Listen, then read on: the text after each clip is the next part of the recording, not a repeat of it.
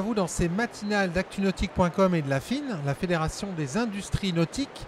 Nous allons parler voile, nous allons parler plaisir, nous allons parler innovation aujourd'hui. Et je reçois pour cela Martin Lepoutre du chantier Foramarine à La Rochelle. Martin, bonjour. Bonjour. Alors cette année, l'année a été, comme tous les ans, très chargée pour Foramarine. Un nouveau modèle, bon alors ça c'est une gageure, hein, puisque tous les ans Foramarine présente un nouveau bateau. Sur la fin d'année 2016, il y a aussi le déménagement du chantier, toujours sur La Rochelle, et puis des projets au niveau d'un nouveau modèle qui va chapeauter votre gamme. Alors Martin Lepoutre, racontez-nous cette année 2016, et tout d'abord le 970. Alors, on a de la chance. On a de la chance parce qu'en ce moment ça se passe plutôt très bien. On a clôturé donc l'année 2016 avec une progression de 20% par rapport à 2015, exactement 20%. 20%. Oui, pile poil. Et combien de bateaux? Combien de bateaux? Avec 40 bateaux, exactement. Et ça correspondait en chiffre d'affaires avec 20% de progression. Et mon expert comptable me disait très gentiment, mais tu te rends compte, ça fait 20% de progression, mais ça fait 40% en 2 ans. Ça commence à faire beaucoup et c'est vrai que c'est pas mal. Donc on est dans une belle dynamique, avec une belle croissance, une image de marque qui a vraiment pris toute cette dimension. C'est vraiment un passage très intéressant en ce moment. Alors quel chiffre d'affaires et combien de salariés, rappelez-nous, sur Foramarine? 2000, donc l'exercice qui s'est clos le 31 août 2016, dont je parlais à l'instant, 40 bateaux, 7 800 000 euros et une quarantaine de salariés. Alors maintenant, il y a la question du futur proche, c'est-à-dire l'année qui démarre, l'année 2017, ou l'exercice 2016-2017.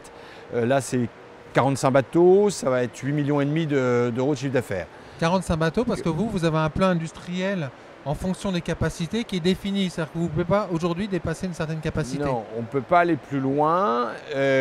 Sincèrement, on aurait pu en vendre beaucoup plus. Enfin, beaucoup plus. On aurait pu en vendre 10 de plus facilement, 15 de plus sans doute. Mais la capacité de production, on ne peut pas suivre.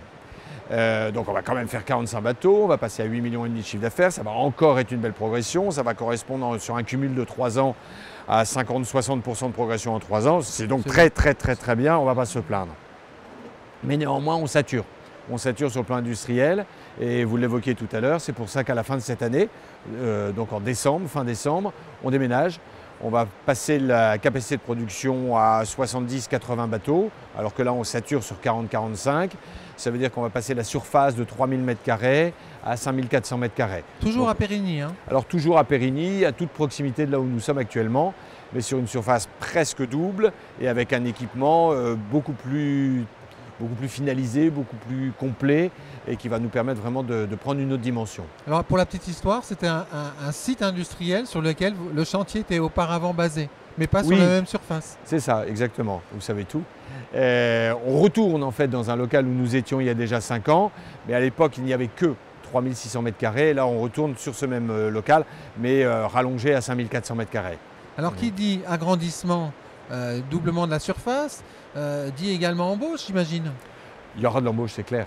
Il y aura de l'embauche. Là aujourd'hui, comme je vous le disais, on est aux alentours de 40-41 personnes en équivalent temps plein. On va monter progressivement à 44-45 personnes. Ce sont les perspectives sur l'année à venir. Mais vous savez, les affaires en général, l'économie en général et l'économie du nautisme de façon très particulière font qu'il faut rester très prudent. On doit accélérer, on a les moyens d'accélérer. Tout le travail qu'on a accompli depuis plusieurs années porte ses fruits aujourd'hui, il faut en tirer profit, mais il faut rester extrêmement vigilant. Alors, avec un développement qui se passe en France, mais également à l'export, votre premier marché export, vous me disiez en préparant cette émission, c'est l'Italie. Oui, et c'est pas surprenant, d'abord parce qu'on a un bon importateur, je le salue, Tommy Moscatelli, qui est un bon professionnel, mais pas seulement. En fait, les Italiens sont attirés par la bella barca, c'est-à-dire du design et de la vitesse. Ça se traduit dans l'automobile par des marques qu'on connaît, et ça se traduit dans... D'ailleurs, les bateaux italiens sont souvent des bateaux très racés, très jolis. Or, les RM ont cette singularité d'être des bateaux très véloces, très rapides, et ils sont reconnus comme tels, et avoir un design très spécifique. Et il suffit d'aller dans les salons à Cannes, il y a beaucoup d'Italiens, ou a fortiori dans le salon de Gênes, et on se rend compte que les Italiens et les Italiennes sont extrêmement attirés, intéressés par notre design. Donc pour ces 2 raisons de vitesse et de design, on a un vrai succès en Italie. Et l'export représente quel pourcentage de votre activité? Pas assez, pas assez. On n'y arrive pas. Ça représente même pas 30%, à l'inverse de la plupart de nos confrères. Ouais. Et on ne comprend pas. Mais en fait, au bout de quelques années, comme quoi il faut du temps pour comprendre, j'ai compris et je le vois très bien cette année. On se donne un programme de 45 bateaux. On définit au début de la saison, au 1er septembre, on va faire 45 bateaux. Sauf que là, 2 ou 3 mois après, on a presque tout vendu, voire tout vendu. Et l'export, lui, a besoin d'un peu de temps. Et donc quand nos importateurs nous contactent en novembre, en décembre, en disant voilà, j'ai un client pour un bateau au mois de mars, j'ai un client pour un bateau au mois d'avril, ou en mai ou en juin, il n'y a plus rien pour eux. La France a tout mangé, a tout absorbé très vite. Ça va très très vite sur le marché français. L'attraction de la marque est très forte sur le marché français. Alors on va mettre en place des moyens qui nous permettent quand même de mieux servir l'export, parce qu'on le sert vraiment très mal. Réserver certaines productions à l'export. Absolument. Alors on parlait vélocité, design, ligne. Le bateau de l'année chez vous, c'est le 970.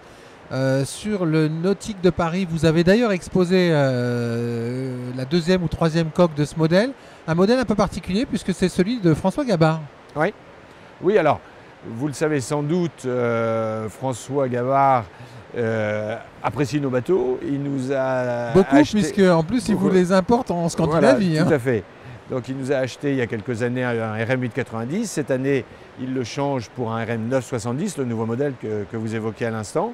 Et puis ce que vous dites aussi est très juste, c'est qu'il est devenu, et ça c'est très important pour nous, un véritable partenaire, puisqu'on a une vraie collaboration, en ce sens qu'il est notre importateur sur la Scandinavie. Il est basé, donc son entreprise Gabard Fjord Sailing, ça ne s'invente pas, est basé en Norvège et représente notre marque sur la Scandinavie. Alors le 970, présentez-nous ce bateau dont les 2 caractéristiques les plus visibles sont un brillon relevé et un pare-brise à oreilles de chat, c'est ça? Oui.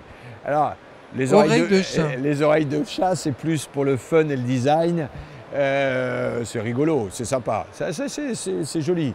Mais ça n'a pas de raison technique, ça n'apporte rien sur la technique, si ce n'est un petit côté clin d'œil. Le bateau est joli et sympa. Le brillon relevé, là, c'est très important. Le brillon relevé, ça détermine en fait toute une évolution très forte dans la forme de carène.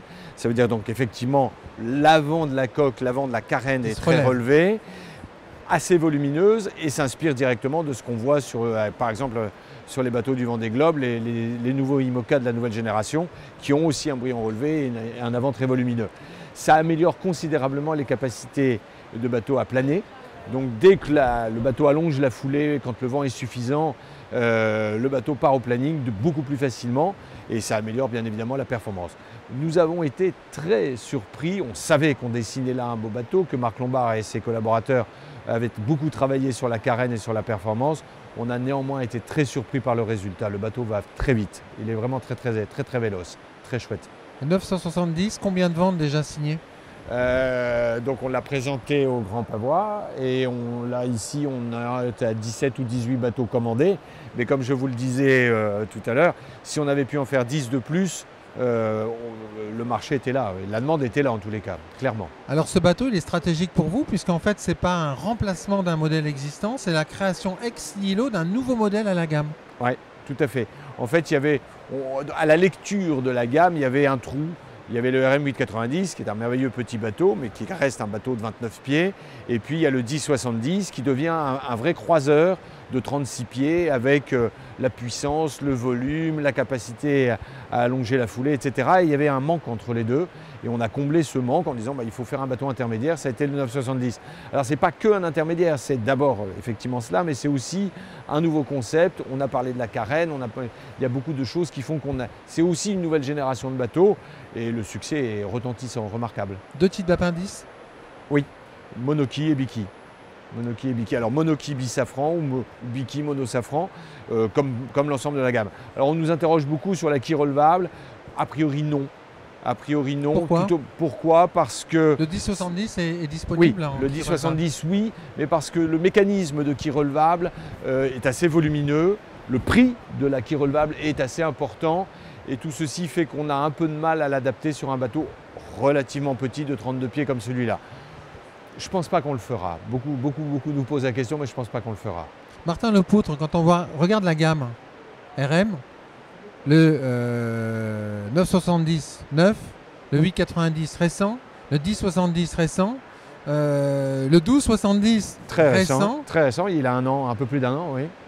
Aujourd'hui dans la gamme, le 1360 paraît un petit peu déconnecté de cette, Oui. Et votre question n'est pas innocente. évolution.